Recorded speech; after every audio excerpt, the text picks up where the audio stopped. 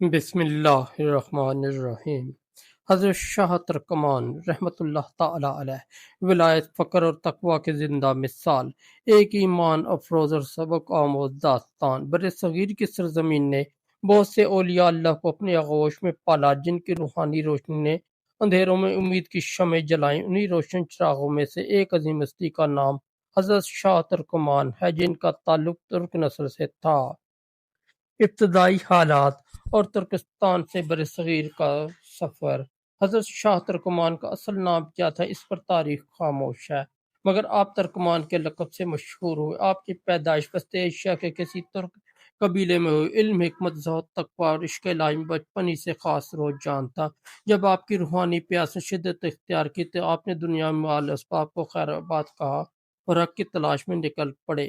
آپ نے کئی برس خراسان، بخارا اور بغداد کے علمی مراکز، روحانی مراکز میں گزارے، وہاں کے مشائخ علماء سے علم حاصل کیا۔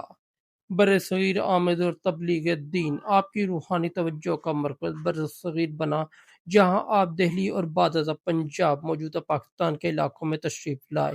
آپ نے مختلف علاقوں میں قیام کیا، لیکن ملتان اور اس کے گرد و نواح میں آپ کا فیض سب سے زیادہ پھیلا۔ آپ کا پیغام تھا، دنیا کی چمک دمک عارضی ہے، اثر سکون اللہ کے ذکر میں ہے۔ آپ نہ صرف تبلیغ کرتے بلکہ غریبوں، محتاجوں، بیماروں کی خدمت بھی کرتے۔ آپ کا مزار آج بھی روحانی سکون کا مرکز سمجھا جاتا ہے۔ کرامات شاہ ترکمان۔ حضرت شاہ ترکمان کی زندگی کرامتوں سے بھری ہوئی تھی۔ چند معروف کرامات درج ذیل ہیں۔ اندھے کو بینائی۔ ایک مرتبہ ایک نابینا شخص آپ کے دربار میں آیا اور دعا کی درخواست کی۔ آپ نے فرمایا، اللہ کے نام پر ایک مرتبہ سورہ الفاتحہ پڑھو اور آنکھوں پر پھونک مارو۔ جیسے ہی اس نے ایسا کیا، اس کی آنکھوں کی روشنی واپس آ گئی۔ خشک زمین پر بارش۔ ایک قحط زدہ علاقے میں جب لوگ آپ کی خدمت میں حاضر ہوئے تو آپ نے ہاتھ اٹھا کر دعا کی۔ وہ علاقہ جہاں برسوں سے بارش نہ ہوئی تھی، چند لمحوں بعد بارش سے تر ہو گیا۔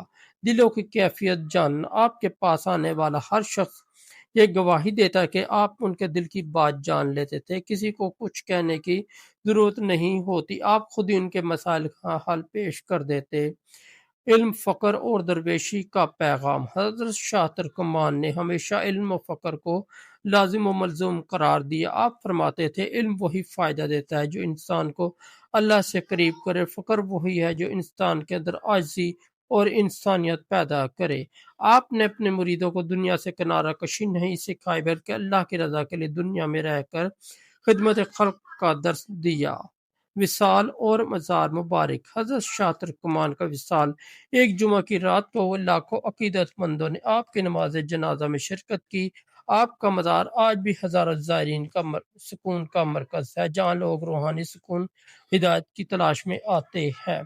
حضرت شاہ ترکمان کا پیغام آج کے دور کے لیے۔ آج کے دور میں جب دنیا مادہ پرستی، نفرت اور خود غرضی میں گھری ہوئی، حضرت شاہ ترکمان کی زندگی ہمیں سکھاتی ہے اللہ پر توکل، عاجزی و انکساری، خدمت انسانیت، سچائی و اخلاص، دنیا سے دل نہ لگانا۔ اختتامیہ۔ حضرت شاہ ترکمان کی زندگی ایک عظیم درسگاہ ہے جو ہمیں اللہ کی طرف لوٹنے، نبی کریم صلی اللہ علیہ وسلم کی سنتوں پر عمل کرنے، لوگوں کے لیے آسانیاں پیدا کرنے کا پیغام دیتی ہے۔ دہلی کی پرانی گلیوں میں ایک دروازہ ہے، ترکمان گیٹ، لیکن کیا آپ جانتے ہیں کہ اس دروازے کا نام کس شخصیت کے نام پر رکھا گیا؟ ایک ولی کامل جنہیں دنیا شمس العارفین کے نام سے یاد کرتے۔ جی ہاں، حضرت شاہ ترکمان بیابانی۔ دہلی آمد اور قیام۔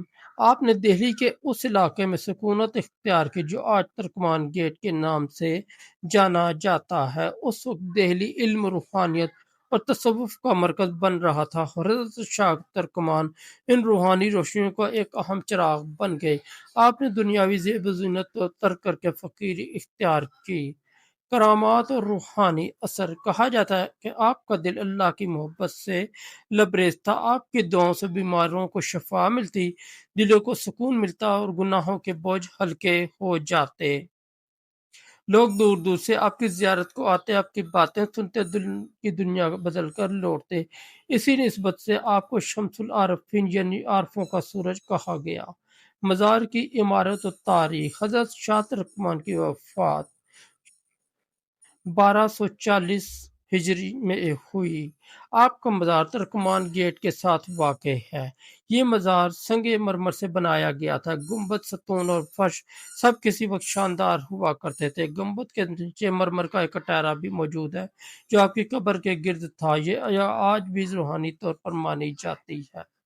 عرس اور بسنت کا انعقاد: ہر سال یہاں دو مواقع پر عقیدت مند جمع ہوتے ہیں۔ ایک تو اس کا موقع جو آپ کی وفات کی یاد میں منایا جاتا ہے، دوسرا بسنت کا دن جو ایک زمانے میں روحانی خوشی اور میل جول کا موقع ہوا کرتا تھا۔ ان تقریبات میں قوالی ذکر، درود و سلام اور اجتماعی دعائیں شامل ہوتی ہیں۔ موجودہ حالت اور پیغام: افسوس، وقت گزرنے کے ساتھ مزار کی حالت بگڑ چکی ہے۔ بچوں کے کھیلنے اور عقیدت مندوں کے آنے جانے کا سلسلہ کم ہو گیا ہے، مگر روحانیت کبھی فنا نہیں ہوتی۔ آج بھی اگر دل خالص ہو تو شاہ ترکمان کے مزار پر بیٹھ کر وہی سکون حاصل کیا جا سکتا ہے جو برسوں پہلے لوگ پاتے تھے۔